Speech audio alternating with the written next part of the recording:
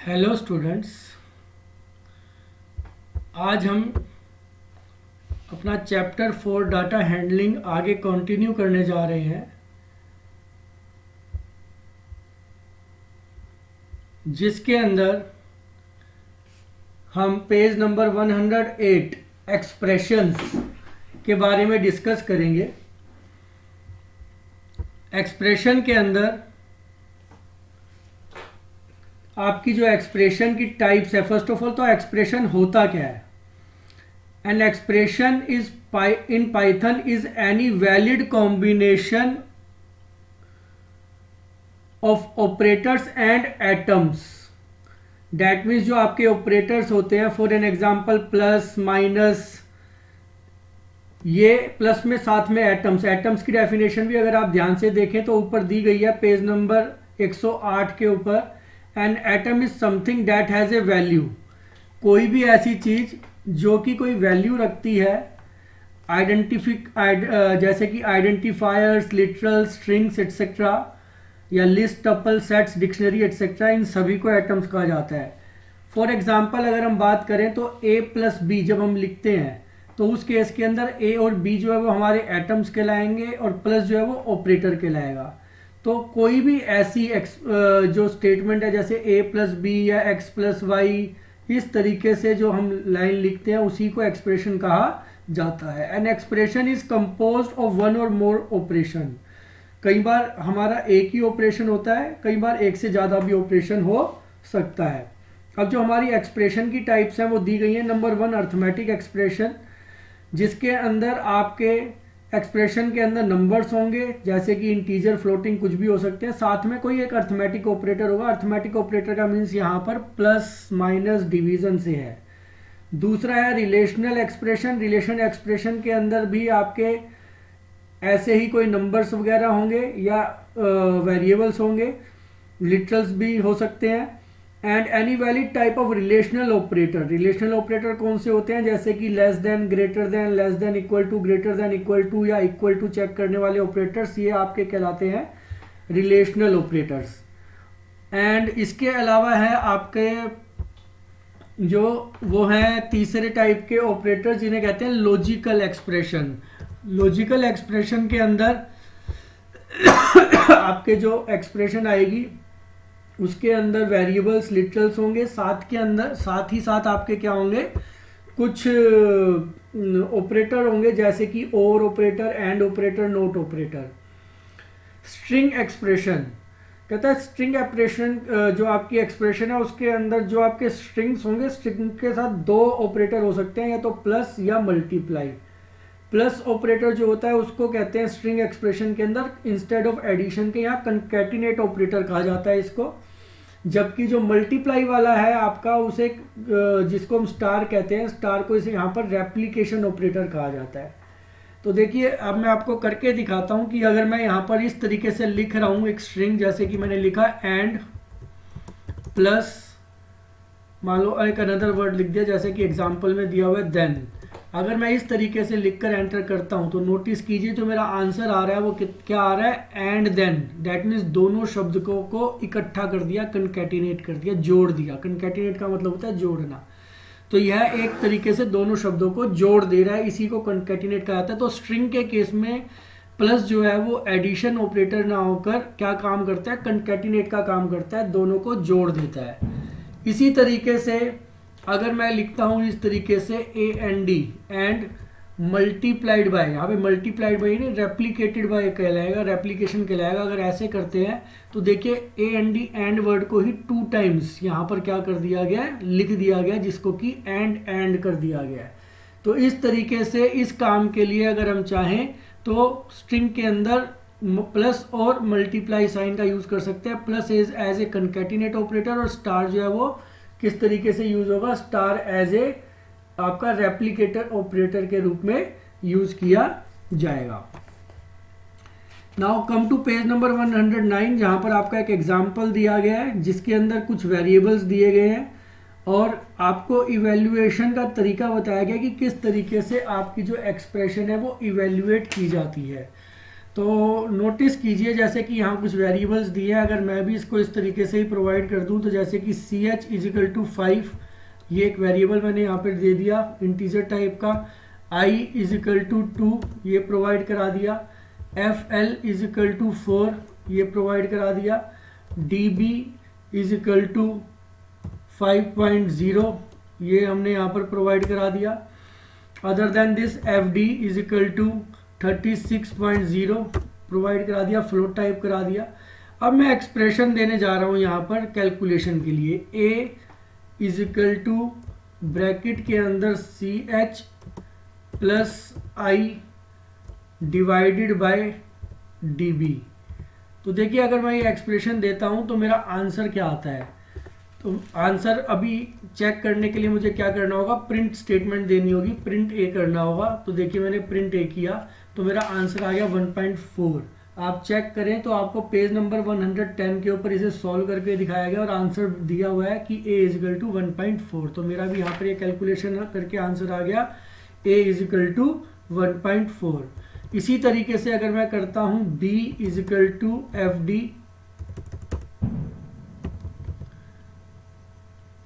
Divided by d b multiplied by c h divided by 2, तो ये calculation हो गई बी की। और अगर मैं इसको यहाँ पे प्रिंट कराना चाहता हूँ तो मैंने किया प्रिंट बी। तो नोटिस कीजिएगा जब मैं प्रिंट बी करता हूँ यहाँ पर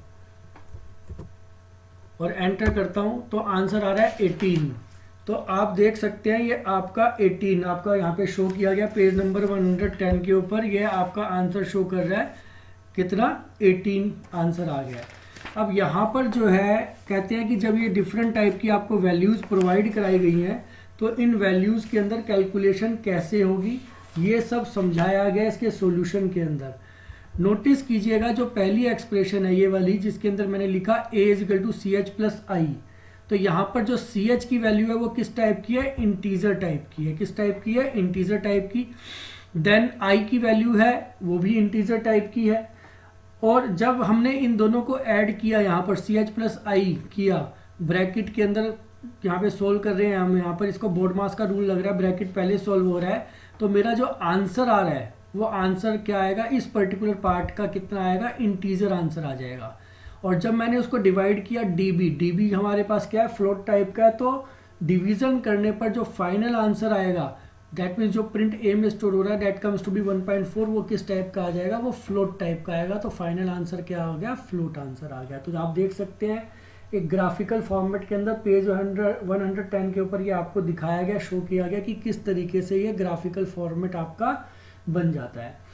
ऐसे ही जो दूसरी एक्सप्रेशन है अगर इसके अंदर हम देखें तो हमारे पास एफ डी जो है ऑलरेडी यहाँ पर किस फॉर्मेट के अंदर है, फ्लोट टाइप में है। डी बी किस फॉर्मेट में है, फ्लोट टाइप में है। दोनों को जब हम डिवाइड करेंगे तो इस पार्ट का जो आंसर आएगा वो किस टाइप में आएगा, फ्लोट टाइप में आएगा। देन हमने उसको मल्टीप्लाइड किया सी एच जो कि एक इंटीजर से है, तो ऑब्वियस बात है इतने पार्ट का जो आंसर है हमारा इसका वो हमारा क्या होगा, फ्लोट होगा, क्योंकि फ्लोट जो है वो हायर साइड पे तो फ्लोट में कन्वर्ट कर देगा। एंड जब उसे अगेन 2 से डिवाइड करेंगे जो कि एक इंटीजर है तो भी हमारा फाइनल आंसर क्या रहेगा, फ्लोट टाइप में रहेगा। तो ही आप देख सकते हैं कि जो मेरा फाइनल आंसर आ रहा है वो 18.0 शो किया जा रहा है इंस्टेड ऑफ 18 के। रीज़न बीइंग क्योंकि फ्लोट जो होता है वो एक हायर साइड पे आपका डाटा टाइप है बजाय कि इंटीजर के। तो फाइनल आंसर जो है वो फ्लोट आएगा जैसा कि आपको पेज 110 के ऊपर ये शो किया गया है। तो देख सकते हैं पेज 110 के ऊपर नीचे बॉक्स में भी लिखा हुआ है इंपॉर्टेंट के अंदर, in Python if the operator is the division operator the result will always be the floating point number even if both the operands are of integer type. तो अगर आपके इंटीजर टाइप की भी वैल्यूज क्यों ना हो, अगर आप उनको डिवाइड करते हैं तो आपका जो फाइनल आंसर है वो किस फॉर्मेट में आता है, वो ऑटोमेटिकली आपका फ्लोट टाइप में ही आएगा। तो ये ध्यान देने वाली बात है कि आपकी कोई भी टाइप हो आपका आंसर किस टाइप में आएगा, फ्लोट टाइप में आएगा। एग्जाम्पल नंबर 14 पेज नंबर 101 आपकी बुक में शो किया गया है। एक बार मैं भी आपको यहाँ पर इसको रन करके दिखा देता हूँ। a, b is equal to 3,6 दिया गया है, 3,6 ये वैल्यूज हमने प्रोवाइड कर दी a और b को। अब मैं कैलकुलेशन करने जा रहा हूँ c is equal to b divided by a। C के अंदर दोनों को डिवाइड करके वैल्यू स्टोर हो जाएगी। और अगर मैं प्रिंट सी करता हूँ तो देखिए क्या आंसर आता है। आंसर आ रहा है 2.0। जबकि अगर आप नोटिस करें बी और ए दोनों क्या टाइप थी, इंटीजर टाइप थी, नॉर्मल नंबर थे आपके। लेकिन जब हम डिवीजन करते हैं तो डिवीजन करने के बाद जो रिजल्ट हुआ स्टोर सी के अंदर वो किस टाइप में स्टोर हुआ, वो हमारा फ्लोट टाइप में स्टोर हुआ। तो जैसा कि मैंने अभी आपको कुछ देर पहले ही बताया कि अगर हम दो इंटीजर को भी डिवाइड करते हैं तो भी हमारा जो आंसर है वो किस फॉर्मेट में स्टोर होता है, वो फ्लोट टाइप के अंदर ही स्टोर होता है। अगर मैं इसको स्पेसिफिकली यहाँ पर चेंज कर देता हूँ, c is equal to b float division by a, और फिर कराता हूँ प्रिंट c, तो आप नोटिस करेंगे इस बार जो आंसर आएगा वो क्या आएगा, इंटीजर आ रहा है। देख सकते हैं 2 आ रहा है। रीजन बिंग जो फ्लोट डिवीजन होती है वो आपका आंसर हमेशा किस फॉर्मेट में देती है, इंटीजर फॉर्मेट के अंदर ही देती है। और यदि इसी को मैं चेंज करके कर देता हूँ c is equal to b percentage, that means modulus operator जो है हमारा, मॉडुलस ऑपरेटर a जिसे रिमाइंडर भी कहते हैं, तो भी हमारा आंसर जो आएगा, अगर मैं प्रिंट c कराता हूँ तो किस फॉर्मेट में आएगा, इंटीजर फॉर्मेट में आएगा। देख सकते हैं 0 शो कर रहा है, इंटीजर फॉर्मेट है। तो डिवीजन के केस में तो चेंज हो जाता है ऑटोमेटिकली, चाहे वो फ्लोट नंबर है चाहे इंटीजर है फ्लोट में। लेकिन अगर डिवीजन की बजाय फ्लोट डिवीजन या मॉडुलस ऑपरेटर का यूज करते हैं तो डिपेंडिंग कि आपने किस टाइप की वैल्यू दिया उसी तरीके का आपका आंसर आपको मिलेगा, जैसा कि पेज 111 पे एग्जाम्पल 14 के अंदर आपको दिखाया गया।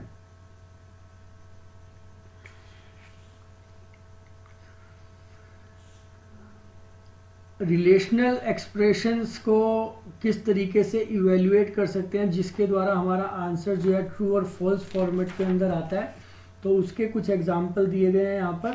जैसा कि एग्जांपल 15 है पेज नंबर 111 के ऊपर, आप देख सकते हैं यहाँ पर वैल्यूज़ दी गई हैं। अगर हम इसके अकॉर्डिंग इसको कैलकुलेट करें तो देखिए, अगर यहाँ दिया गया है a is equal to 10, b is equal to 23 and c is equal to again 23 first case के अंदर। देन अगर हम करते हैं print a less than b, तो नोटिस करेंगे हमारा आंसर आता है ट्रू, बट ऑब्वियस है क्योंकि 10 is less than 23।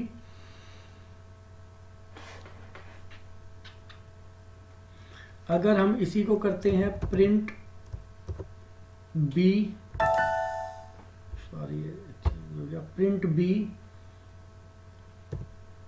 Less than is equal to c, तो आप देख सकते हैं हमारा आंसर जो आ रहा है अगेन ट्रू आ रहा है। और अगर हम इसी को करते हैं print a less than b less than is equal to c, तो नोटिस कीजिए इस केस में भी आंसर जो आ रहा है वो ट्रू आ रहा है आपका। तो ये जो आपकी स्टेटमेंट है इसके अकॉर्डिंग ये कैलकुलेशन कर रहा है। जैसा कि आप नोटिस करें a लेस देन b का मतलब हो गया 10 लेस देन है 23 के, ट्रू है। देन अगेन 23 या तो लेस है या इक्वल टू है c के, तो ये भी आपका ट्रू आ रहा है क्योंकि इक्वल है b और c की वैल्यू। बट जब हम ये वाली स्टेटमेंट रन करते हैं तो इसके अंदर नोटिस कीजिए a less than b and b less than is equal to c, दोनों ट्रू होंगे तो आंसर आपका ट्रू आएगा। तो यहाँ पर दोनों ट्रू है तो आंसर ट्रू आ रहा है। बट अगर इनमें से एक भी फॉल्स हो जाएगा तो आपका आंसर जो है वो क्या आ जाएगा, फॉल्स आ जाएगा, जैसा कि सेकंड पार्ट के अंदर दिखाया गया है। लेकिन उसके लिए हमें वैल्यूज चेंज करनी होगी। यहाँ पर a की वैल्यू बजाय कि 10 के क्या हो जाएगी, 23 हो जाएगी। तो देख सकते हैं मैं इसको करता हूँ a is equal to 23, b की वैल्यू हमारी भी अगेन चेंज हो रही है। यहाँ पर b इज इक्वल टू 10 और c भी दोबारा दे देते हैं, c की वैल्यू भी चेंज हो रही है, c की वैल्यू है 10।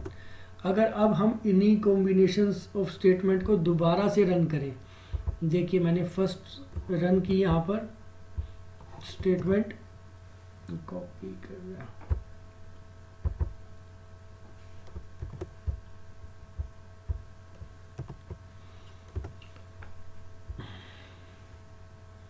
टाइप ही कर लेते हैं, शायद वो हो नहीं रहा है, print A less than B. तो देखिए फॉल्स आ रहा है, रीजन बीइंग इस बार 23 जो है वो बड़ा है, लेकिन अगर इसकी जगह पे हम करते हैं print B less than is equal to C, तो नोटिस कीजिए इस बार आंसर क्या आ रहा है, ट्रू आ रहा है, बिकॉज बी की वैल्यू देख सकते हैं हम यहाँ पर क्या है 10 है और सी की वैल्यू भी 10 है, तो दोनों इक्वल हैं, that's why it is true. But जब हम करते हैं print A less than B less than is equal to C, इस बार जो आंसर आ रहा है वो फॉल्स आ रहा है। आप चेक कीजिए ए लेस देन बी, 23 क्या बी 10 से लेस है, तो क्या होगी, फॉल्स होगी स्टेटमेंट, तो इस कारण से हमारा ये फॉल्स है। जबकि b less than is equal to c, b less than is equal to, less तो नहीं है लेकिन इक्वल टू तो है, तो आपका जो आंसर आना चाहिए वो क्या आना चाहिए, ट्रू। सेकंड पार्ट का ट्रू आ रहा है लेकिन फर्स्ट पार्ट का फॉल्स आ रहा है, इसलिए ऑल ओवर आंसर क्या आ रहा है यहाँ पर आपका फॉल्स आ रहा है। तो इस तरीके से जो है आपकी रिलेशनल एक्सप्रेशन जो है वो इवेल्युएट की जाती हैं, जिसके बारे में आपको पेज नंबर 111 और 112 के ऊपर बताया गया है। Then comes to page number 113 type casting. देखिए एक तो कंप्यूटर कास्ट करता है ऑटोमेटिकली, जिसे इम्प्लिसिट भी कहते हैं हम।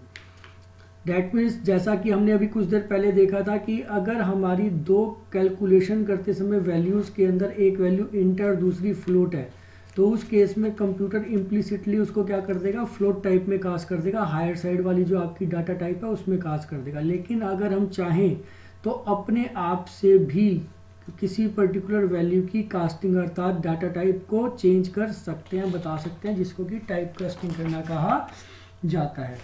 ऐसा जो है हम पर्टिकुलर स्टेटमेंट के द्वारा कर सकते हैं। फॉर एग्जांपल अगर मैंने इंट बी कर दिया, इस तरीके से टाइप कर दिया मैंने इंट बी, तो ये कहलाती है हमारी टाइप कास्टिंग। तो इसका मतलब क्या हो गया, ये आपकी इंट वैल्यू, दैट मीन्स जो बी की वैल्यू है वैसे तो ऑलरेडी इंट ही थी, लेकिन अगर हम चाहें तो उसको स्पेसिफाई कर रहे हैं और वो पर्टिकुलर वैल्यू क्या हो गई हमारी जो है इंटीजर टाइप की होगी। फॉर एग्जाम्पल मैंने लिख दिया D is equal to float A. अब देखिए मेरे पास ए ऑलरेडी क्या था, यहाँ पर लास्टली जो मैंने असाइन किया था 23 किया था। अब मैंने d is equal to float a लिखा है, तो इसका मतलब क्या हो गया, d को मैं वैल्यू किसकी दे रहा हूँ, a की दे रहा हूँ, जो कि फ्लोट टाइप है। अगर अब मैं यहाँ प्रिंट a कराता हूँ तो उस केस के अंदर जो पहले 23 था वो अब यहाँ पर सॉरी a नहीं कराना, d कराना है। अगर a कराएंगे तो a की वैल्यू शो करेगा इंस्टेड ऑफ इट, क्योंकि d को असाइन की गई है वैल्यू, तो प्रिंट d कराता हूँ। तो देखिए a कराने पे तो 23 आया, बट जब d कराया तो 23.0 आया, क्योंकि ये जो मैंने स्टेटमेंट दिया है यहाँ पर d is equal to float है, इसका मतलब है कि a के अंदर जो भी वैल्यू है उसको फ्लोट टाइप कन्वर्ट करके उसकी टाइप कास्टिंग करके d को प्रोवाइड कर दी जाए। तो d के अंदर क्या स्टोर होगा, 23.0।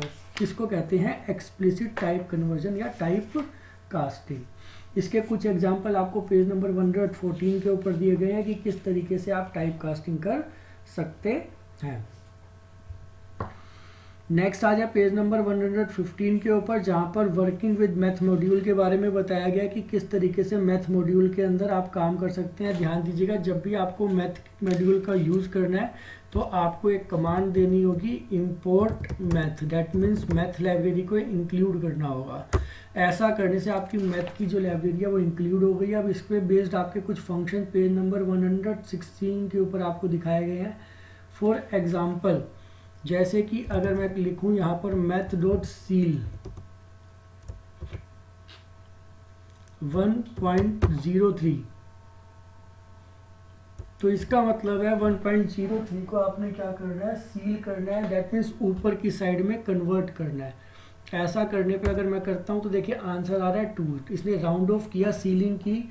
The seal function returns the smallest integer not less than the number. Seal जैसे कि सीलिंग छत को कहते हैं, तो आपका जो ये फंक्शन है सील, ये क्या करेगा, राउंड कर देगा, एक तरीके से अप साइड के अंदर वैल्यू को मूव कर देगा। तो 1.03 को किस में कन्वर्ट कर दिया, 2 के अंदर कन्वर्ट कर दिया, जो नियरेस्ट अप साइड की वैल्यू है उसके अंदर कन्वर्ट कर दिया। अगर मैं इसी को लिखता यहाँ पर मैथ डॉट सील -1.03 -1.03, तो ये इसको कन्वर्ट करेगा -1 में, क्योंकि जो नियरेस्ट अप साइड की वैल्यू है वो क्या है, -1। ध्यान दीजिएगा, -2 is smaller than -1, -1 is greater, तो ये अप साइड में कन्वर्ट कर रहा है इंटीजर वैल्यू के अंदर, दैट इज -1। तो इस तरीके से आप सीलिंग और इसका अपोजिट जो फंक्शन होता है वो होता है फ्लोर। फ्लोर को भी इसी तरीके से यूज़ किया जा सकता है। डिफरेंस क्या है, सीलिंग जो है वो अप साइड में कन्वर्ट करता है, जबकि फ्लोर जो है वो क्या करेगा, वो डाउन साइड में कन्वर्ट करेगा। फॉर एग्जांपल मैंने ये फंक्शन दिया, सील की जगह यहाँ पे कर दिया फ्लोर, और अब इसको अगर मैं एग्जीक्यूट करता हूँ तो देखिए जहाँ पर ये पहले आंसर आया था इसके अंदर सीलिंग के अंदर 2, वहीं पर फ्लोर के अंदर आंसर आ रहा है 1, डेट मीन्स डाउन साइड के अंदर करेगा।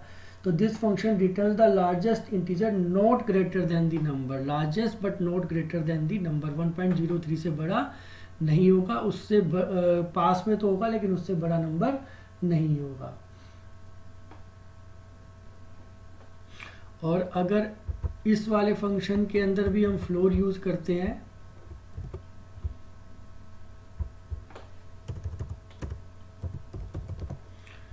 तो देखिए अगर मैं इस फंक्शन को एग्जीक्यूट करता हूं तो ये इसके नियरेस्ट के अंदर इसको चेंज कर देगा, डेट मीन्स डाउन साइड में। फ्लोर का मतलब होता है फर्स्ट, नीचे की ओर। तो -1.03 को कन्वर्ट कर रहा है किसके अंदर, इसी के near. Function returns the largest integer but not greater than this, मतलब इससे बड़ा नहीं हो सकता। तो -1 नहीं आएगा इस बार, -2 आएगा, क्योंकि -1 उससे बड़ा हो जाएगा। तो इस केस में इंटीजर में कन्वर्ट किया बट उससे नीचे वाले में, तो दैट इज -2। तो इस तरीके से ये कुछ फंक्शन हमने डिस्कस किए आज। और भी काफ़ी सारे फंक्शंस हैं इसके अंदर जो कि हम नेक्स्ट क्लास के अंदर डिस्कस करेंगे। बाकी के आप भी कोशिश कीजिएगा इनको एक बार प्रैक्टिस करने के। कहीं पर कोई दिक्कत आती है तो आप मुझे टेलीफोन करके भी या मैसेज करके भी पूछ सकते हैं। धन्यवाद।